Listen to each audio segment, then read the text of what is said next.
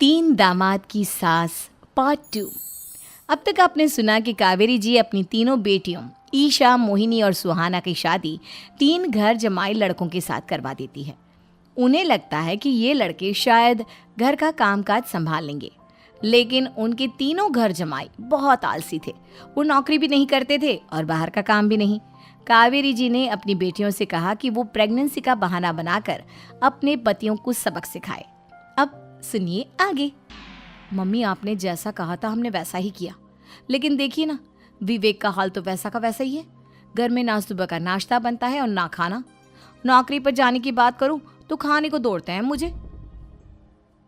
हाँ मम्मी, मैंने भी सुमित को कितनी बार कहा कि अगर नौकरी नहीं करनी तो कोई छोटी सी दुकान ही खोल लो। घर का खर्चा कैसे चलेगा? देखो दोपहर के 12 बजने आए और जनाब अभी तक सो रहे हैं। हाँ मम्मी, ईशा और सुहाना ठीक कहती हैं। अविनाश का भी यही हाल है। जब मैंने अपनी प्रेगनेंसी के बारे में कहा तो मुझसे कहने लगा, अरे दूसरी लड़कियां तो 9-9 महीने तक नौकरी करती है, बस डिलीवरी के टाइम छुट्टी लेती है। मोहिनी, तुम भी नौकरी करो। अब मुझे कहाँ नौकरी मिलेगी? मम्मी बताओ, अब मैं क्या करूँ? हे भगवान, क्या सोचकर घर जमाई दामाद लाई थी मैं कि मेरी बेटियां मेरे पास रहेंगी और खुश रहेंगी, लेकिन इन आलसी दामादों ने तो हमारी जिंदगी को भी प्रॉब्लम में डाल दिया है। मैं तो कहती हूँ मम्मी, हम लोग वापस अपनी जॉब पर जाना शुरू कर देते हैं। बता देते हैं इन लोगों को कि हमने प्रेगनेंसी का बहाना किया है। नहीं नहीं बेटा, ऐसी गलती भी मत करना।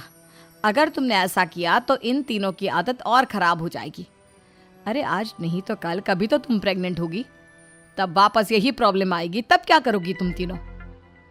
हाँ मम्मी, आपकी बात तो बिल्कुल सही है। इन लोगों को तो सुधारना ही पड़ेगा। लेकिन कैसे?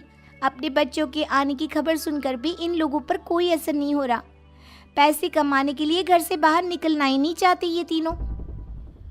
अब मेरे दिमाग में एक प्लान आया है।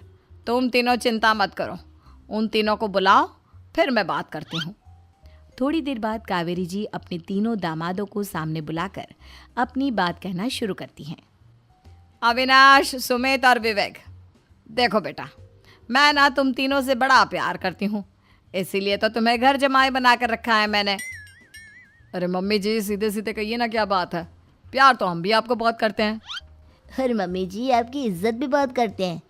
अरे भाई, आपके जैसी सास और कमाने वाली बीवी सबको मिलती है क्या? हाँ मम्मी, विवेक और सुमित ठीक कह रहे हैं। आपकी बेटी से शादी करके मेरी तो ज़िंदगी ही अच्छी हो गई है। जानती हूँ मैं, और ये भी जानती हूँ कि तुम तीनों अपने अपनी बीवियों से बहुत प्यार करते हो। बेटा, बात ऐसी है कि हमारे कुल गुरु ने कहा है कि प्रेग्नेंट होने के बाद मेरी तीनों बेटियाँ शुरू के 4 महीने हमारे गांव में जाकर रहेगी, जहाँ मेरे चाचा जी रहते हैं। अरे लेकिन क्यों मम्मी, गांव में जाकर रहने की क्या ज़रूरत है इन तीनों को? वो क्या है ना बेटा, हमारे परिवार को एक श्राप है। अगर मेरी बेटियों ने यहाँ पर बच्चा पैदा करने की कोशिश की तो उनके बच्चों को कुछ भी हो सकता है। इसलिए अब से लेकर 4 महीने पूरे होने तक इन्हें गांव वाले घर में रहना पड़ेगा। हाँ, तो इसमें प्रॉब्लम क्या है मम्मी जी? हम भी वहाँ जाकर रहेंगे, पिकनिक मनाएंगे।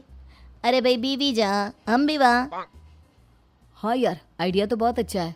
शहर की ज़िंदगी में रह रहकर परेशान हो चुके हैं, अब कुछ दिन गांव में बिताएंगे। तुम लोग समझने की कोशिश क्यों नहीं करते? तुम में से कोई भी वहाँ नहीं जा सकता, और मैं यहाँ रहूँगी ना तुम तीनों के साथ। 4 महीने की तो बात है, उसके बाद ये तीनों ही लौट कर आ जाएंगी।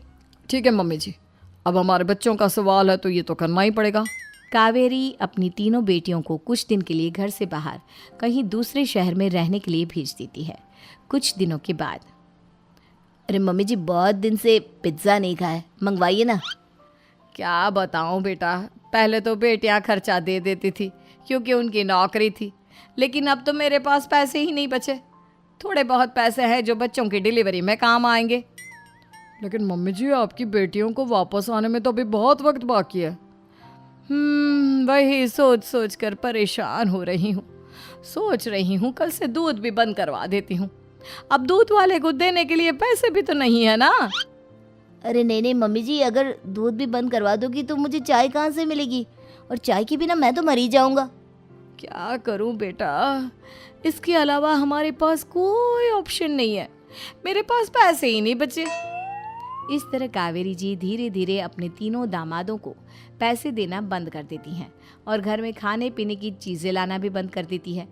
अब वो तीनों बुरी तरह से परेशान होने लगे थे और इसलिए एक दिन तीनों प्लान करके घर से बाहर निकलते हैं और बाजार में जाने के बाद यार अच्छा खाना खाए हुए कितने दिन हो गए, पता नहीं कब अच्छा खाना मिलेगा।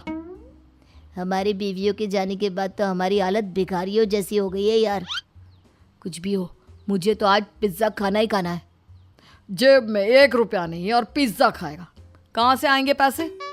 अरे देख वहाँ सामने बोर्ड पर क्या लिखा हुआ है, कंप्यूटर पर काम करने के लिए एक आदमी की आवश्यकता है।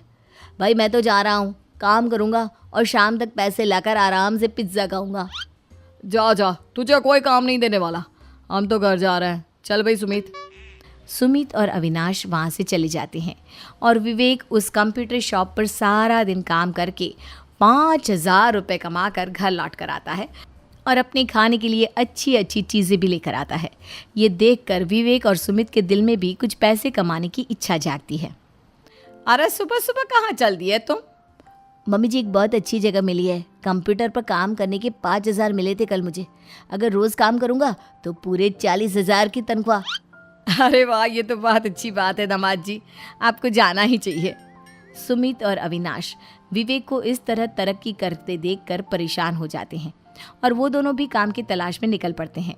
धीरे धीरे उन दोनों को भी काम मिल जाता है। अब कावेरी के तीनों दामाद छोटी मोटी नौकरी करके अच्छा पैसा कमाने लगे थे। एक दिन कावेरी उन्हें अपने पास बुलाती हैं। अरे वाह, विवेक 40,000 कमा लेता है, अविनाश 60,000 और सुमित तुम भी 40,000 के आसपास कमा ही लेते हो। कुल मिलाकर तुम अच्छे खासे पैसे कमा रहे हो बेटा। हाँ मम्मी जी, बहुत मज़ा आता है जब महीने के एंड में मोटी रकम हाथ में आती है। पूछिए मत मम्मी जी, घर में रहकर रोटी बना बना कर औरतों जैसा महसूस होने लगा था मुझे तो। हाँ बेटा, तुम तीनों की बात तो बिल्कुल ठीक है और जानते हो अब तुम तीनों की पत्नियां भी वापस लौट कर आने वाली है। लेकिन मम्मी जी अभी तो उन्हें गए सिर्फ 2 महीने हुए हैं, आपने तो कहा था वो 4 महीने के बाद लौट कर आएंगी। ऐसा कुछ नहीं है बेटा, मैं सिर्फ तुम तीनों को सबक सिखाना चाहती थी कि आदमी घर में बैठकर बीवी की कमाई खाता हुआ अच्छा नहीं लगता। इस दुनिया में हर इंसान को मेहनत करनी चाहिए, काम करना चाहिए, चाहे वो औरत हो या आदमी, ताकि अपने परिवार को संभाल सके। कावेरी की बात सुनकर उन तीनों को अपनी गलती का एहसास होता है और कावेरी उन्हें सच बता देती है कि ईशा, सुहाना और मोहिनी शहर में ही कहीं दूसरी जगह रह रहे थे। शाम के वक्त उन तीनों की पत्नियां लौट कर आ जाती है और कावेरी जी का परिवार एक खुशहाल परिवार की तरह रहने लगता है।